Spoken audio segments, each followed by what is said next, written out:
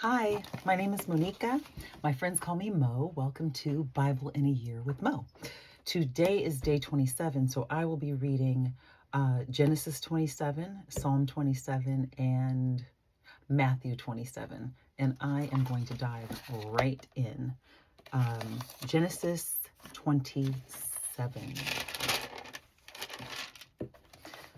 When Isaac was old and his eyes were so weak that he could no longer see, he called for Esau, his older son, and said to him, "My son." "Here I am," he answered. Isaac said, "I'm now an old man and don't know the day of my death. Now then, get your weapons and your quiver and bow, and go out to the open country to hunt some wild game for me. Prepare me the kind of tasty food I like and bring it to me to eat, so that I may give you my blessing before I die." Now Rebekah was listening as Isaac spoke to his son Esau. When Esau left for the open country to hunt game and bring it back, Rebekah said to her son Jacob, "Look, I overheard your father say to your brother Esau, 'Bring me some game and prepare me some tasty food to eat, so that I may give you my blessing in the presence of the Lord before I die.' Now, my son, listen carefully and do what I tell you. Go out to the flock and bring me 2 choice young goats, so I can prepare some tasty food for your father, just the way he likes it. Then take it to your father to eat, so he may give you his blessing before he dies." Jacob said to Rebekah, his mother, "But my brother Esau is a hairy man, and I'm a man with smooth skin. What if my father touches me? I would appear to be tricking him and would bring down a curse on myself rather than a blessing." His mother said to him, "My son, let the curse fall on me. Just do what I say and go get them for me." So he went and got them and brought them to his mother, and she prepared some tasty food just the way his father liked it. Then Rebekah took the best clothes of Esau, her older son, which she had in the house, and put them on her younger son Jacob. She also covered his hands and the smooth part of his neck with the goat skins. Then she handed to her son Jacob the tasty food and the bread she had made. He went to his father and said, "My father." "Yes, my son," he answered. "Who is it?" Jacob said to his father, "I am Esau, your firstborn. I have done as you told me. Please sit up and eat some of my game, so that you may give me your blessing." Isaac asked his son, "How did you find it so quickly, my son?" "The Lord your God gave me success," he replied. Then Isaac said to Jacob, "Come near so I can touch you, my son, to know whether you really are my son Esau or not." Jacob went close to his father Isaac, who touched him and said, "The voice is the voice of Jacob, but the hands are the hands of Esau." He did not recognize him, for his hands were hairy like those of his brother Esau. So he blessed him. "Are you really my son Esau?" he asked. "I am," he replied. Then he said, "My son, bring me some of your game to eat, so that I may give you my blessing." Jacob brought it to him, and he ate, and he brought him some wine, and he drank. Then his father Isaac said to him, "Come here, my son, and kiss me." So he went to him and kissed him. When Isaac caught the smell of his clothes, he blessed him and said, "Ah, the smell of my son is like the smell of a field that the Lord has blessed. May God give you a heaven's dew, and may God give you of heaven's dew and of earth's richness, an abundance of grain and new wine. May nations serve you and peoples bow down to you.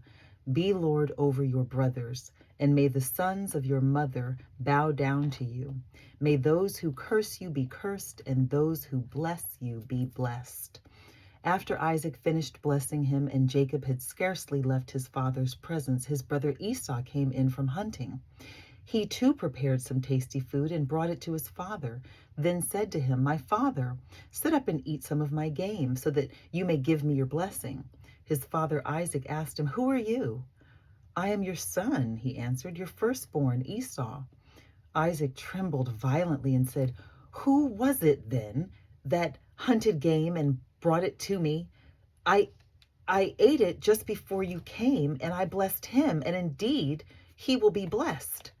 When Esau heard his father's words, he burst out with a loud and bitter cry and said to his father, "Bless me, me too, my father."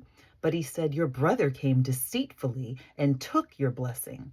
Esau said, "Isn't he rightly named Jacob? He's deceived me these 2 times. He took my birthright and now he's taking my blessing." Then he asked, "Haven't you reserved any blessing for me?"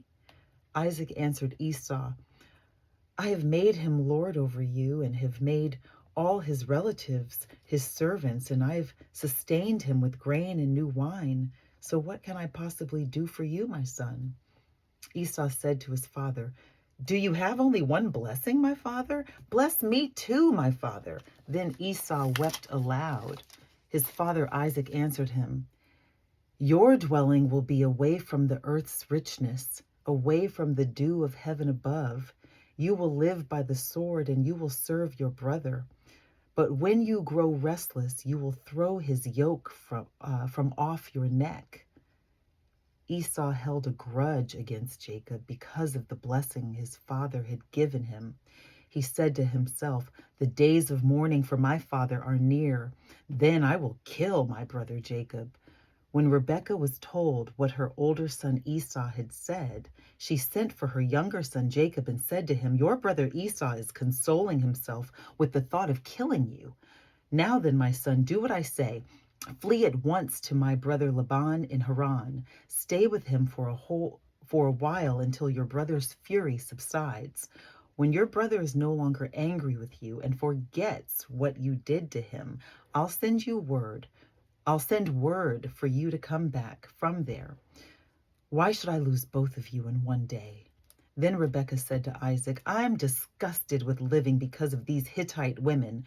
If Jacob takes a wife from among the women of this land, from Hittite women like these, my life will not be worth living."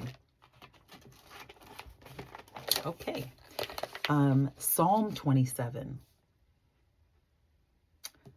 The Lord is my light and my salvation. Whom shall I fear? The Lord is the stronghold of my life. Of whom shall I be afraid? When evil men advance against me to devour my flesh, when my enemies and my foes attack me, they will stumble and fall. Though an army besiege me, my heart will not fear. Though war break out against me, even then I will be confident. One thing I ask of the Lord, this is what I seek, that I may dwell in the house of the Lord all the days of my life, to gaze upon the beauty of the Lord and to seek him in his temple. For in the day of trouble, he will keep me safe in his dwelling. He will hide me in the shelter of his tabernacle and set me high upon a rock. Then my head will be exalted above the enemies who surround me. At his tabernacle will I sacrifice with shouts of joy. I will sing and make music of the Lord, or to the Lord. Hear my voice when I call, O Lord. Be merciful to me and answer me. My heart says of you, seek his face. Your face, Lord, I will seek. Do not hide your face from me. Do not turn your servant away in anger.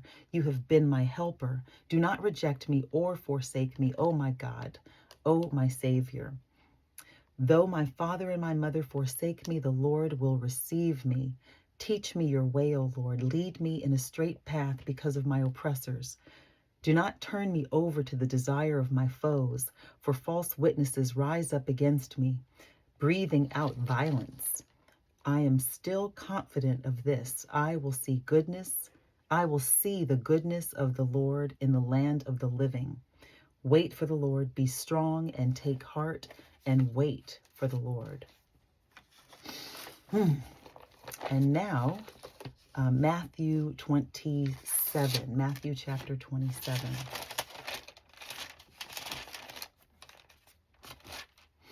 Early in the morning, all the chief priests and the elders of the people came to the decision to put Jesus to death. They bound him, led him away, and handed him over to Pilate, the governor. When Judas, who had betrayed him, saw that Jesus was condemned, he was seized with remorse and returned the 30 silver coins to the chief priests and the elders. "I have sinned," he said, "for I have betrayed innocent blood." "What is that to us?" they replied. "That's your responsibility." So Judas threw the money into the temple and left. Then he went away and hanged himself. The chief priest picked up the coins and said, "It is against the law to put this into the treasury, since it's blood money." So they decided to use the money to buy the potter's field as a burial place for foreigners. That is why it's been called the field of blood to this day. Then what was spoken by Jeremiah the prophet was fulfilled. They took the 30 silver coins, the price set on him by the people of Israel, and they used them to buy the potter's field as the Lord commanded me. Meanwhile, Jesus stood before the governor, and the governor asked him, "Are you the king of the Jews?" "Yes, it is as you say," Jesus replied. When he was accused by the chief priests and the elders, he gave no answer. Then Pilate asked him, "Don't you hear the testimony they are bringing against you?" But Jesus made no reply, not even a single charge, to the great amazement of the governor. Now it was the governor's custom at the feast to release a prisoner chosen by the crowd. At that time, they had a notorious prisoner called Barabbas. So when the crowd had gathered, Pilate asked them, "Which one do you want me to release to you, Barabbas or Jesus, who is called Christ?" For he knew it was out of envy that they handed Jesus over to him. While Pilate was sitting on the judge's seat, his wife sent him this message: "Don't have anything to do with that innocent man, for I have suffered a great deal today in a dream because of him." But the chief priests and the elders persuaded the crowd to ask for Barabbas and to have Jesus executed. "Which of the two do you want me to release to you?" asked the governor. "Barabbas," they answered. "What shall I do then with Jesus, who is called Christ?" Pilate asked. They all answered, "Crucify him." "Why? What crime has he committed?" asked Pilate. But they shouted all the louder, "Crucify him!" When Pilate saw that he was getting nowhere, but that instead an uproar was starting, he took water and washed his hands in front of the crowd. "I am innocent of this man's blood," he said. "It is your responsibility." And the people answered, "Let his blood be on us and on our children." Then he released Barabbas to them, but he had Jesus flogged and handed him over to be crucified. Then the governor's soldiers took Jesus into the praetorium and gathered the whole company of soldiers around him. They stripped him and put a scarlet robe on him, and then twisted together a crown of thorns and set it on his head. They put a staff in his right hand and knelt in front of him and mocked him. "Hail, King of the Jews," they said. They spit on him, and they took the staff and struck him on the head again and again. After they had mocked him, they took off the robe and put his clothes on him. Then they led him away to crucify him. As they were going out, they met a man from Cyrene named Simon, and they forced him to carry the cross. They came to a place called Golgotha, which means the place of the skull. There they offered Jesus wine to drink mixed with gall, but after tasting it, he refused to drink it. When they had crucified him, they divided up his clothes by casting lots. And sitting down, they kept watch over him there. Above his head, they placed the written charge against him: "This is Jesus, King of the Jews." 2 robbers were crucified with him, one on his right and one on his left. Those who passed by hurled insults at him, shaking their heads and saying, "You are going to destroy the temple and build it in 3 days. Save yourself. Come down from the cross if you're the Son of God." In the same way, the chief priests, the teachers of the law, and the elders mocked him. "He saved others," they said, "but he can't save himself. He's King of Israel. Let him come down. Let him come down now from the cross, and we will believe it. We will believe in him. He trusts in God. Let God rescue him now if he wants him, for he said, 'I am the Son of God.'" In the same way, the robbers who were crucified with him also heaped insults on him. From the 6th hour until the 9th hour, darkness came all over the land. About the 9th hour, Jesus cried out in a loud voice, Eloi, Eloi, lama sabachthani. Lama sabachthani, which means, my God, why have you forsaken me? When some of those standing there heard this, they said, he's calling Elijah.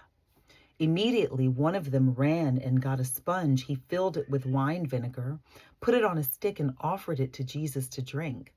The rest said, now leave him alone. Let's see if Elijah comes to save him. And when Jesus had cried out again in a loud voice, he gave up his spirit. At that moment, the curtain of the temple was torn in two from top to bottom. The earth shook and the rocks split. The tombs broke open, and the bodies of many holy people who had died were raised to life. They came out of the tombs, and after Jesus' resurrection, they went into the holy city and appeared to many people. When the centurion and those with him who were guarding Jesus saw the earthquake and all that had happened, they were terrified and exclaimed, surely he was the Son of God. Many women were there watching from a distance. They had followed Jesus from Galilee to care for his needs. Among them were Mary Magdalene, Mary the mother of James and Joseph, and the mother of Zebedee's sons. As the evening approached, there came a rich man from Arimathea named Joseph, who had himself become a disciple of Jesus. Going to Pilate, he asked for Jesus' body, and Pilate ordered that it be given to him. Joseph took the body, wrapped it in a clean linen cloth, and placed it in his own tomb, new tomb that he had cut out of the rock. He rolled a big stone in front of the entrance to the tomb and went away. Mary Magdalene and the other Mary were sitting there opposite the tomb. The next day, the one after preparation day, the chief priests and the Pharisees went to Pilate. Sir, they said, we remember that while he was still alive, that deceiver said, after 3 days I will rise again. So give the order for the tomb to be made secure until the 3rd day. Otherwise, his disciples may come and steal the body and tell the people that he's been raised from the dead. This last deception will be worse than the first. Take a guard, Pilate answered. Go make the tomb as secure as you know how. So they went and made the tomb secure by putting a seal on the stone and posting the guard. And that concludes day 27. Thank you for joining me. Me, Monica, Bible in a Year with Mo. I will see you tomorrow for day 28. Grace and peace.